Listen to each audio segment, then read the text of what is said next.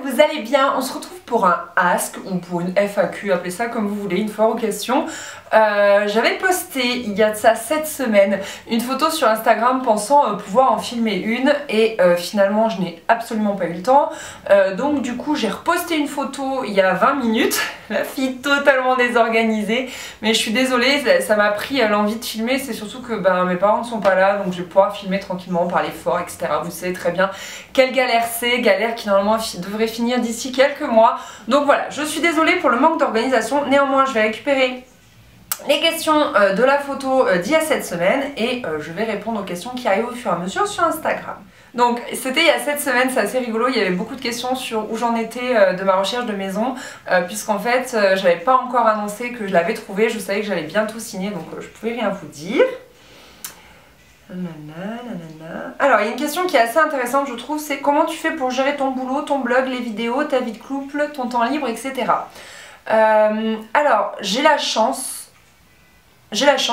d'être enseignante.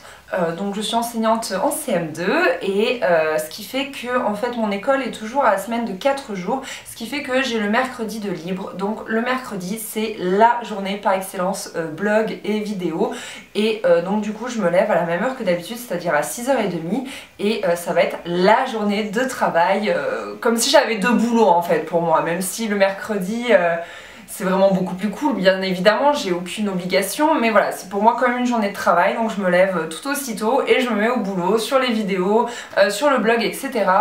Donc là, je vais vous parler d'habitude que j'avais du temps de mon appart, puisque du temps de... Enfin, maintenant que je suis chez mes parents, ça va faire 7 mois que je suis chez mes parents, l'organisation est totalement autre, même si je fais toujours tout le mercredi, il y a quand même moins de looks qui sont faits. Donc quand j'avais mon appart, ce que je faisais c'est que le mercredi généralement je tournais les 2 vidéos de la semaine prochaine, de la semaine suivante. Et pour ce qui était des looks, on les prenait un peu comme on pouvait avec mon chéri. Donc soit le soir s'il fait encore jour, après le boulot, après etc. Soit le week-end au cours de nos sorties, etc. Et après j'essaye de faire tout ce que j'ai à faire quand il n'est pas là en fait. Le principal c'est vraiment de faire quand il est pas là, parce qu'après le soir quand il rentre j'essaye vraiment de lâcher l'ordi, le téléphone, etc. Il vous dira que j'y arrive pas toujours, mais j'essaye au maximum de lâcher ça. Et après du coup le lundi, le mardi, le jeudi et le vendredi je touche quasiment pas à l'ordi, sauf si j'ai besoin de publier quelques petits trucs sur Facebook. Sinon voilà, j'essaye de pas trop y toucher, puis de toute façon j'ai pas vraiment le temps. Toujours dans le même genre, on me dit comment arrives-tu à organiser tes séquences, gérer la paperasse du boulot, corriger les cahiers, etc. Et en plus nous faire des articles et des vidéos en béton, c'est trop gentil. Voilà, le lundi, mardi, jeudi, vendredi, je bosse que pour l'école. Entre midi et 2, je prends une toute petite pause, je mange en 20 minutes. Et après c'est correction de cahiers, c'est préparation, etc. Donc c'est vrai que du coup... voilà, tout est concentré sur ces 4 jours où je bosse à fond, j'ai très peu de pauses. Chaque moment de répit, j'en profite pour corriger, pour ranger, pour préparer, pour etc. Et après voilà quoi, voilà. En fait c'est hyper cloisonné et quand tu cloisonnes, et tu gagnes un temps fou. Qu'est-ce qui a changé dans ta vie depuis que tu es blogueuse, youtubeuse? J'ai plus de temps libre. Non, en fait c'est pas que j'ai plus de temps libre, mais j'ai plus de temps creux en fait, c'est-à-dire qu'avant il pouvait m'arriver de m'ennuyer, hein, par exemple un dimanche après-midi pluvieux je m'ennuie. Maintenant je m'ennuie plus en fait, j'ai toujours un truc à faire donc c'est trop cool. Je dirais que c'est ça la plus grosse chose qui a changé. C'est absolument pas négatif mais voilà, je m'ennuie plus du tout, plus jamais. Quelle est la plus belle chose que ton blog t'ait permis de réaliser? Je crois que la plus belle chose, c'est bête ce que je veux dire, mais moi j'ai pas de gros événements, j'ai pas eu un gros voyage qui a été complètement dingue, un gros partenariat qui a été fou. Ça va être plus un regard nouveau sur moi que j'ai eu et ça m'a aidé à prendre confiance en moi en fait. De se voir en photo, de se voir en vidéo, c'est très cruel, c'est très difficile au début et après on s'y habitue en fait et entre guillemets on y prend goût parce qu'on arrive un petit peu à mieux comprendre ce qui nous met en valeur en fait. Grâce aux photos et grâce aux vidéos on comprend quel maquillage nous met en valeur, quels vêtements nous mettent en valeur, etc. Et du coup c'est assez fort pour la confiance en soi je trouve. C'est vraiment ça, ça a changé mon regard sur moi-même. Si un jour tu peux vivre de ton blog, arrêterais-tu ton travail? Non, il faut savoir que j'ai quand même obtenu un concours avec seulement 10% de réussite, donc je le lâcherai pour rien au monde et c'est pas négatif ce que je vais dire, mais si j'étais que blogueuse ou que youtubeuse, j'aurais une petite sensation de vide en fait. Tout ça, c'est ma passion, c'est parfois futile, mais je me régale. Mais à côté de ça, j'ai quand même un métier qui est le plus beau du monde, qui est hyper utile, où je peux apporter peut-être un petit quelque chose aux générations de demain, et je peux pas lâcher ça, c'est pas possible. Je pense que je me sentirais trop vide et trop inutile, entre guillemets, si j'étais que blogueuse et youtubeuse. Je trouve que les deux, en fait, ils vont ensemble à merveille. Voilà, non, je pourrais ni lâcher l'un ni lâcher l'autre. On me demande si j'ai un meet-up de prévu. Non. En fait, vous pouvez bien me rencontrer quand je fais des vide dressing sur Montpellier. D'ailleurs, il y en a un samedi. Je sais pas quand est-ce que je vais publier cette vidéo, donc ça se trouve ce que je dis, ça sert à rien. Mais vous pouvez venir me rencontrer au vide dressing parce qu'un meet-up, ça me ferait trop peur en fait. Imaginez s'il y a personne qui vient. Genre, je vais me retrouver toute seule à mon propre meet-up. Et c'est le genre de truc qui pourrait trop m'arriver. Si tu devais faire un autre métier, ce serait lequel? Ah là là, j'ai tellement voulu faire d'autres métiers, moi je pourrais tout faire. Moi j'aurais rêvé de bosser dans les bouquins. Alors ça peut être tout et rien, ça peut être écrivain, ça peut être dans une maison d'édition. Passer un moment je voulais bosser dans une bibliothèque, bref, être au contact de livres et de la littérature, ça c'est un truc qui m'aurait tellement fait rêver. Ou alors continuer ma licence de lettres modernes et du coup être docteur en lettres modernes et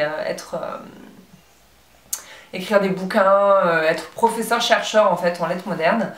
Je me serais spécialisée en littérature du 19e siècle et tout, ça aurait été trop cool. Ou sinon, journaliste. Enfin ouais, vous aurez compris, c'est un truc qui a toujours un lien avec les lettres et la littérature. Depuis quand es-tu en couple? Je suis en couple depuis 2 ans et demi. Voilà. Quelle est ta plus grosse prise de risque en matière de mode? Je sais pas. Je sais pas. Non, là je prends pas énormément de risques moi en matière de mode. Hein. Je suis pas très wouhou, je suis pas très casse-cou. Est-ce que ça compte qu'au collège j'avais des mèches violettes? C'était la mode. Coucou, quelle est ta plus grande déception make-up et vestimentaire et la plus grande découverte?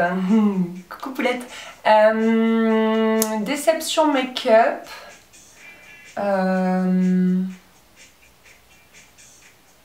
Je crois que c'est Je mets Maybelline en fait. Ça fait 3 produits que j'essaye et ça me file des boutons, ça me file mal à la tête.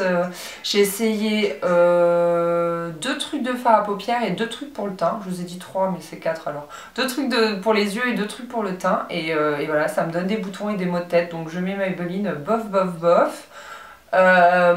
Côté découverte, j'en ai beaucoup. Côté make-up, donc ça va être un peu difficile de répondre. Côté vêtements... Elle est dure ta question. Je sais pas. Côté vêtements, je regarde mes fringues parce que ça me donnera une idée. Côté vêtements, la plus grosse découverte, ça va être la marque Villa et la marque ETP que j'aime beaucoup et que c'est grâce à la boutique Ipsé en fait à Montpellier. Je vous mets l'article en barre d'infos. Voilà, ça c'est des belles découvertes côté fringues. Et côté déception, je sais pas. C'est dur ces questions, c'est très dur. Depuis quand es-tu blogueuse? Qu'est-ce qui t'a donné envie? Ça va faire 3 ans et demi que je suis blogueuse. J'ai toujours eu un blog en fait, toujours. Vous saviez à l'époque c'était la marque d'avoir un sky, c'était la mode d'avoir un skyblog, donc j'ai eu mon skyblog où je parlais de mon samedi après-midi au centre commercial, de mes dimanches avec mes copines, c'est super intéressant. Après j'ai eu un blog sur la littérature et puis après j'ai basculé sur un blog sur la mode. Et ce qui m'a donné envie forcément c'est de lire les autres, ça reste voilà. Est-ce que tu as un animal de compagnie? Des bisous ma jolie, bisous Poulette. J'ai un chat en fait que j'ai depuis le lycée qui dormait sur mon lit, qui dormait sur mes genoux quand je révisais pour le concours et tout, mais il s'avère que je suis allergique donc je l'ai laissé chez mes parents. En fait on a découvert ça tard que j'étais allergique au chat et au chien. Au chat, pourquoi j'ai au chien? Au chat, donc je l'ai laissé chez mes parents et mes parents ont un chien. Donc le chat il s'appelle Walidia et le chien il s'appelle Bijou. Ils sont trop mignons. Quelle est ta plus grande fierté et qu'est-ce qui te motive dans ton métier? Ben justement, ma plus grande fierté en fait c'est d'avoir eu mon concours du premier coup. J'ai pas de grande fierté dans ma vie, mais c'est vrai que ça, c'était quand même un concours où il y avait 10% de réussite, et pour quelqu'un qui n'a pas du tout confiance en soi et qui n'a jamais été la première de la classe, c'est vraiment quelque chose de fort. Et voilà, j'étais 12e sur 250, c'est juste complètement dingue. Mais en même temps, quand on sait que j'ai passé une année à faire que bosser, je suis jamais sortie, pas une soirée, rien, à part le jour de l'an, c'est tout quoi. J'ai rien fait, j'ai fait que bosser. Bon bah voilà, c'est une fierté, mais en même temps, enfin voilà, entre guillemets, sans aucune prétention, je sais que je le mérite parce que j'ai énormément travaillé pour ça, énormément. Qu'est-ce qui te motive dans ton métier? Je sais pas, c'est un truc assez magique, c'est qu'au contact des enfants, c'est voilà, je passe une super journée, je veux leur transmettre des trucs, ils sont malins, ils sont curieux, ils ont des questions, et même quand ils sont, comment dire, quand ils désobéissent, je trouve qu'il y a quelque chose de malin dans leur façon de désobéir, d'essayer de déjouer les règles, la bim, etc. Et j'adore leur expliquer à quel point les règles sont essentielles au fonctionnement d'une société. Enfin voilà, je sais pas, c'est tout ça. Il y a plein de choses qui me motivent dans mon métier. En fait, il faudrait faire une vidéo sur mon métier. D'ailleurs, j'ai vu qu'il y avait une question sur mon parcours scolaire. Si vous le souhaitez, en fait, je vais en faire une vidéo complète. Si ça vous dit, vous me dites ça dans les commentaires. Une vidéo complète sur mon parcours scolaire et du coup sur mon métier. Tu préfères t'occuper de tes vidéos YouTube, de ton compte Instagram ou de ton site? Ah! Qu'est-ce que c'est que cette question, Candice? Franchement, je sais pas. Enfin, Candy peut-être. Je sais pas si c'est ton surnom ou ton prénom. Je sais pas, c'est dur. Instagram, je trouve que ça a perdu de sa magie. Franchement, D'ailleurs, je poste de moins en moins parce que il faut toujours avoir la photo parfaite, la légende parfaite. Je sais pas, ça m'intéresse beaucoup moins qu'avant. Ça a perdu de sa spontanéité. Et du coup, je m'en éloigne un petit peu pour tout vous dire. Je pense que ce que je préfère, franchement, c'est YouTube. Tout simplement parce que je gère toute seule en fait. Je filme mes vidéos, je me les monte, etc. Mon blog, j'adore ça, mais il faut toujours quelqu'un pour me faire mes photos de look. Et c'est pénible d'être dépendante de quelqu'un en fait. C'est vraiment... Si je pouvais m'auto-prendre en photo, ce serait hyper pratique parce que comme ça j'embêterais personne en fait. Même si mon chéri est toujours de bonne volonté pour me faire mes photos, mais c'est vrai qu'au moins, voilà, YouTube, je gère de A à Z, j'embête personne avec ça et voilà. Est-ce que tu trouves ça dur de devenir youtubeuse, blogueuse? Dur, je sais pas, mais disons que le gros truc qui m'avait posé souci, c'était plus de le gérer avec mes proches en fait. C'est pas forcément quelque chose de naturel dans mon entourage, pas forcément quelque chose d'évident de se filmer, de se mettre sur internet. Mais c'est vrai que plus ça va et plus mes proches s'y sont faits. Ma mère m'a filmé l'autre jour, c'était assez rigolo, je crois que c'était la toute première fois. Enfin voilà, c'est peut-être ça le plus. Est-ce que tu prends longtemps à faire tes vidéos? Bah ça dépend desquelles. Celle-là, typiquement, je fais que parler, il n'y aura pas beaucoup de montage, donc ça va. Ce qui prend du temps, c'est d'installer mes éclairages, etc. pour vous proposer une belle image, d'avoir un fond assez propre, genre quand je filme dans ce cadre.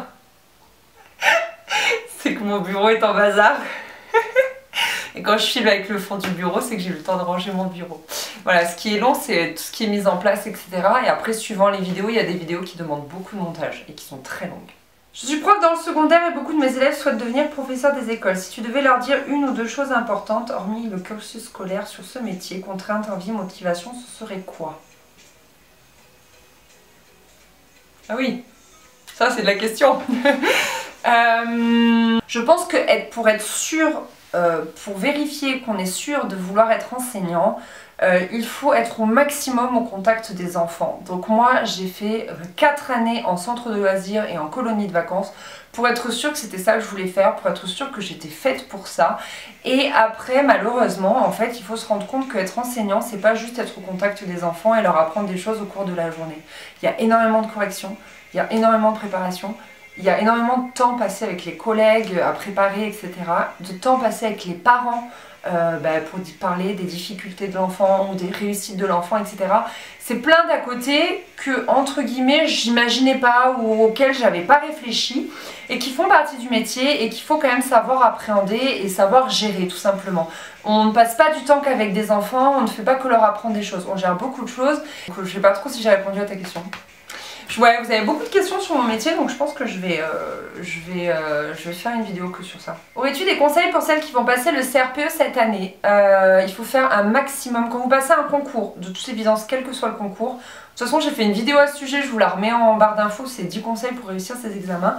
Quel que soit le concours, en fait, il faut faire un maximum d'annales. En fait, il faut s'entraîner, se chronométrer pour vraiment faire le temps...